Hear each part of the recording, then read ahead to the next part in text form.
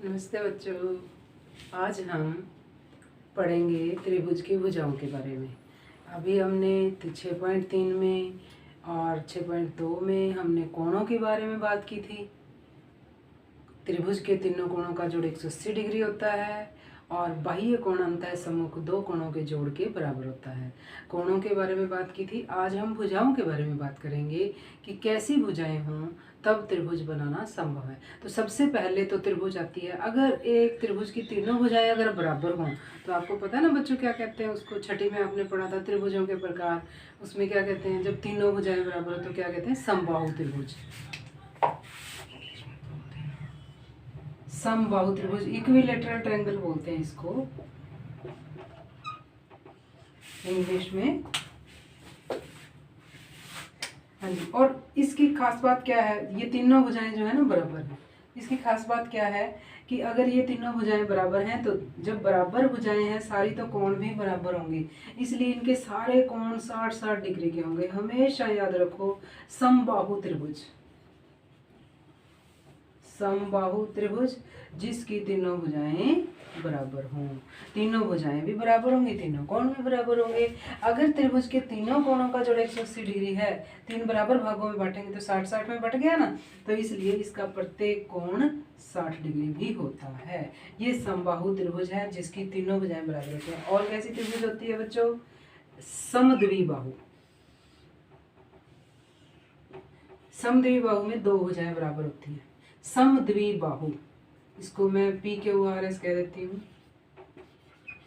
इसको क्या बोलते हैं, समद्विबाहु त्रिभुज।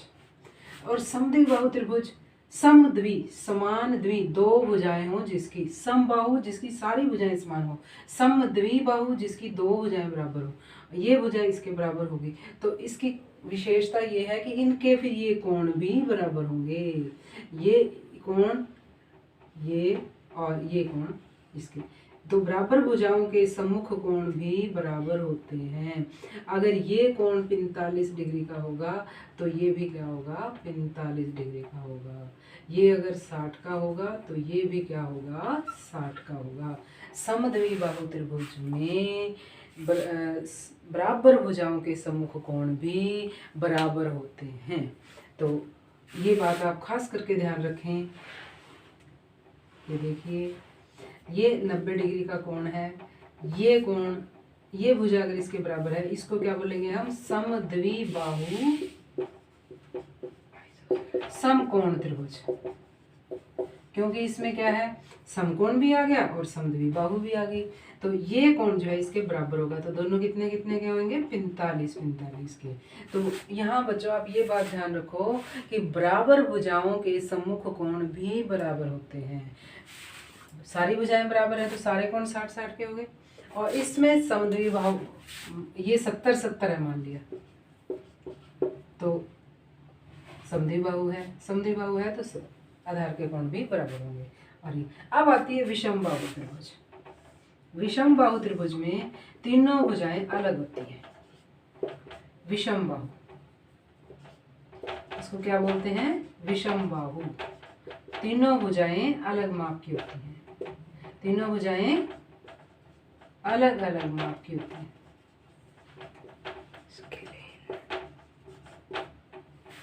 इंग्लिश में इसको स्केलेन ट्रायंगल भी कहते हैं, इसको आइसोसेलेस ट्रायंगल कहते हैं और इसको इक्विलैटरल ट्रायंगल कहते हैं। यह है विषमबाहु त्रिभुज जिसके तीनों माप अलग होते हैं।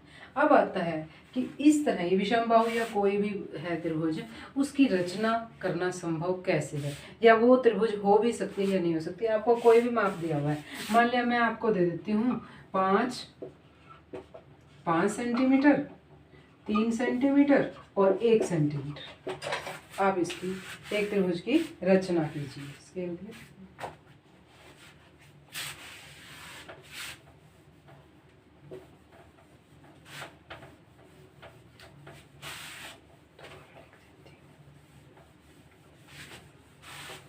एक त्रिभुज की रचना कैसे करते हैं बच्चों, पता है आपको। 3 भुजाएं दे रखी हो, माना एक है 5 सेंटीमीटर, एक है 6 सेंटीमीटर और एक है 7 सेंटीमीटर। 3 भुजाएं हैं। आपने इसके एक त्रिभुज की रचना करनी है। तो इसका क्या तरीका होता है, आप कोई भी एक भुजा नीचे ले लो, मैंने 7 ले ली। अब आप क्या करोगे, 5 सेंटीमीटर प्रकार खोलकर ऐसे चाप लगाओगे और 6 खोलकर ऐसे चाप लगाओगे। तो ये बन गई त्रिभुज जिसमें ये 6 सेंटीमीटर भुजा होगी और ये 5 सेंटीमीटर होगी। ये बन गई XYZ त्रिभुज। तो ये तरीका होता है एक त्रिभुज की रचना करने का। अगर मैं अभी थोड़ी देर पहले मैंने माप लिया था 5 सेंटीमीटर, 3 सेंटीमीटर और 1 सेंटीमीटर, अगर मैं ये माप लेके एक त्रिभुज की रचना करूँ तो देखें होती है कि नहीं होती। तो देखो मैंने 5 ले ली भुजा नीचे, 3 लिया निशान लगाया तो ये यहीं से रहेगा, ये यहाँ से रहेगा और ये 1 वाला तो बिल्कुल यहाँ रहेगा। देखो ये त्रिभुज की रचना संभव ही नहीं है, ऐसे त्रिभुज की रचना संभव ही नहीं है। तो इसलिए इसके लिए एक नियम है, अगर वो नियम लागू हो जाता है तो वो त्रिभुज की रचना हो सकती है, वरना नहीं हो सकती। देखो अब मैं इसके लिए लेते हैं, देखो किन्हीं 2 भुजाओं का जोड़ तीसरी भुजा से बड़ा होता है। तो मैंने ये दोनों भुजाएं ले ली, 5 + 7 कितना हो गया 12। तो 12 बड़ा है ना 6 से, ये दोनों ले लेते हैं, 7 + 6 13 बड़ा है 5 से, और ये ले लेते हैं 6 + 5 11 बड़ा है 7 से। तो देखो बच्चों, किन्हीं 2 भुजाओं का जोड़ अगर तीसरी भुजा से बड़ा है, किन्हीं 2 भुजाओं का जोड़, किन्हीं 2 भुजाओं का जोड़ तीसरी भुजा से बड़ा है, किन्हीं 2 भुजाओं का जोड़ तीसरी से बड़ा है, किन्हीं 2 भुजाओं का जोड़ तीसरी से बड़ा है, तो हम त्रिभुज की रचना कर सकते हैं। तो ये नियम आप ध्यान रखें कि हम त्रिभुज की रचना कब कर सकते हैं, कब नहीं कर सकते। अब देखिए यहाँ ये एग्जाम्पल मैंने आपके सामने लिया, 5 सेंटीमीटर, 3 सेंटीमीटर और 2 सेंटीमीटर। देखो 5 सेंटीमीटर जो है इसमें अगर हम 3 जोड़ देते हैं, 5 में 3 जोड़ेंगे कितना आएगा 8। क्या 8 बड़ा है 1 से, बन गई बात। अब मैं लेती हूँ 3 + 1, 1 + 5 ले लेती हूँ, 6 बड़ा है 5 से, बड़ा है 3 से, 3 रह गया ना। अच्छा जी, अब तीसरा माप लेती हूँ, क्या 3 + 1 क्या हो गया 4। क्या 4 बड़ा है 5 से, नहीं, नहीं है ना बड़ा, इसलिए देख लो आपके सामने है, इसकी रचना भी नहीं हो सकी। इसलिए जब भी किन्हीं 2 भुजाओं का जोड़ अगर तीसरी भुजा से बड़ा है तो हम एक त्रिभुज की रचना कर सकते हैं, वरना नहीं कर सकते। एक त्रिभुज बन सकती है या नहीं बन सकती, कब बन सकती है, जब उसकी 2 भुजाओं का जोड़ तीसरी भुजा से बड़ा हो। और ये तीनों शर्तें आपने लगा के देखनी है कि हो सकता है किसी 2 में, जैसे अब ये क्वेश्चन देखो 5 3 1 है, 5 में 3 जोड़ा तो 8 बड़ा है 1 से, 2 बार नहीं, तीसरी बार देखो वो बात आ गई। यहाँ देखो यहाँ तीनों में ही सकते हैं, ये तीनों शर्तें देखनी है। तो इसलिए आपने जो है ये ध्यान रखना है। तो आप क्या समझे बच्चों, एक त्रिभुज की रचना कब संभव है, जब 2 भुजाओं का जोड़ तीसरी भुजा से बड़ा हो। तीनों में ऐसे तीनों सेट कर करके देखने हैं, 2 जोड़े बना के करके देखने हैं। तो अगर वो तीसरी भुजा से बड़ा रहता है तो त्रिभुज की रचना हो सकती है, वरना नहीं हो सकती। तो अब हम शुरू करते हैं 6.4 प्रश्नावली का पहला प्रश्न। देखिए कैसे होता है। हाँ जी, देखिए, निम्न दी गई भुजाओं के मापों से कोई त्रिभुज संभव है या नहीं, ये देखो। तो देखो यहाँ पहले हम जोड़ते हैं 2 सेंटीमीटर में, 2 सेंटीमीटर में 3 सेंटीमीटर जोड़ते हैं तो क्या हो गया 5 सेंटीमीटर। और तीसरी भुजा क्या है 5 सेंटीमीटर। गलत नहीं।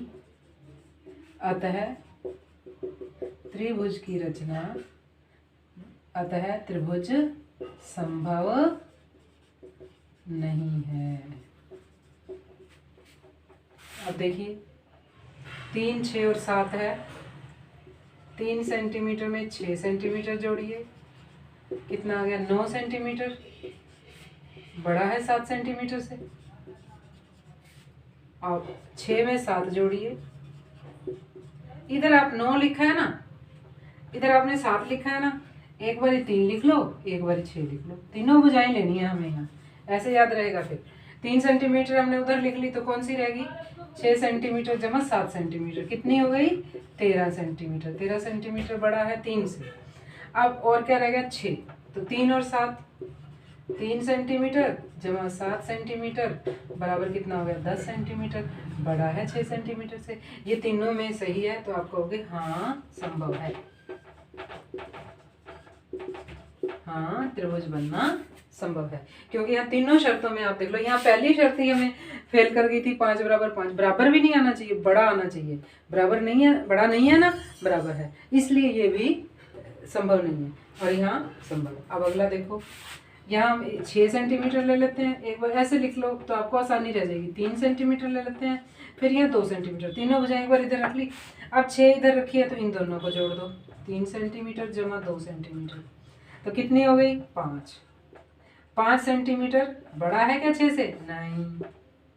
3 जमा 2, 6 हो गया 3। 6 सेंटीमीटर जमा 2 सेंटीमीटर, 8 सेंटीमीटर हो गया, बड़ा है 3 से। और 2 इधर है, तो यहाँ क्या रहेगा? 6 जमा 3, तो ये क्या हो गया? 9 सेंटीमीटर, बड़ा है 2 से। परंतु यहाँ जो है शर्त काटा गया, ये नहीं है ना 5 सेंटीमीटर बड़ा 6 से।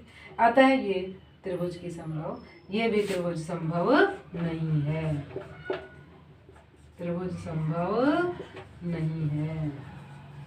कोई एक भी अगर पेयर ऐसे आ जाता है, तो हम कहेंगे इस प्रकार इस त्रिभुज की इन मापों से एक त्रिभुज की रचना नहीं हो सकती, एक त्रिभुज नहीं बन सकती है।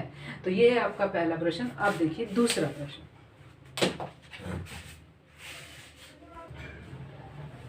दूसरा प्रश्न, यहाँ आपको पी क्यू आर एक त्रिभुज दी हुई है, उसके अंदर ओ बिंदु दिया हुआ है। पी क्यू आर के अभ्यंतर बिंदु ओ लीजिए, क्या यह सही है कि O P plus O Q बड़ा है पी क्यू से, O Q plus O R बड़ा है क्यू आर से, और O R plus O P बड़ा है पी आर से? हाँ जी, देखिए अब इसके लिए हमें क्या करना होगा? त्रिभुजें बनानी होगी, ये ऐसे, ये मिला करके त्रिभुज बनाते हैं। अब ये 3 त्रिभुजें बन गई। अब हम इसमें ऐसे करते हैं कि नहीं, 2 भुजाओं का जोड़ तीसरी से बड़ा दे देते हैं। ये क्या? P Q. अगर पी क्यू है तो कौन सी त्रिभुज ली हमने? ये ली। आप लोग त्रिभुज पी ओ क्यू में।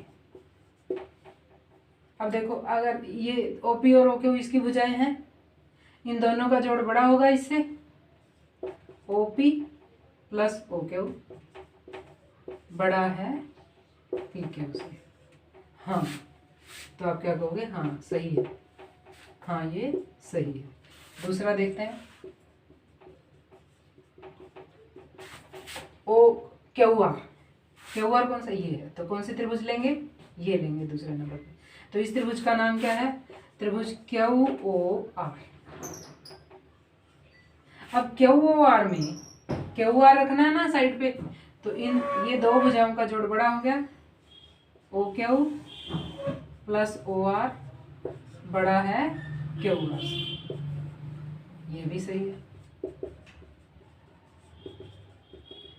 अब लेते हैं पी आर। पी आर आपको इस त्रिभुज में मिलेगा, इस त्रिभुज में भी ओ पी और ओ आर, त्रिभुज पी ओ आर में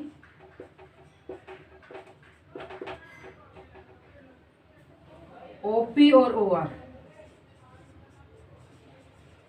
बड़ा है पी आर से। हाँ ये भी सही है,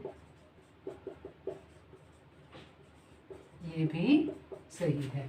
तो इस तरह आपको यहाँ से वही नियम उठाना है, त्रिभुज की 2 भुजाओं का जोड़ तीसरी भुजा से बड़ा होता है। तो ये एक त्रिभुज होगी ना पी ओ क्यू, तो ये इसकी 3 भुजाएं होगी। हमें ओ पी और ओ क्यू पूछा, तो हमने इन दोनों को जोड़ के बड़ा कर दिया इससे, तो सही है। तो ये दूसरा क्वेश्चन आपका। अब देखिए तीसरा प्रश्न।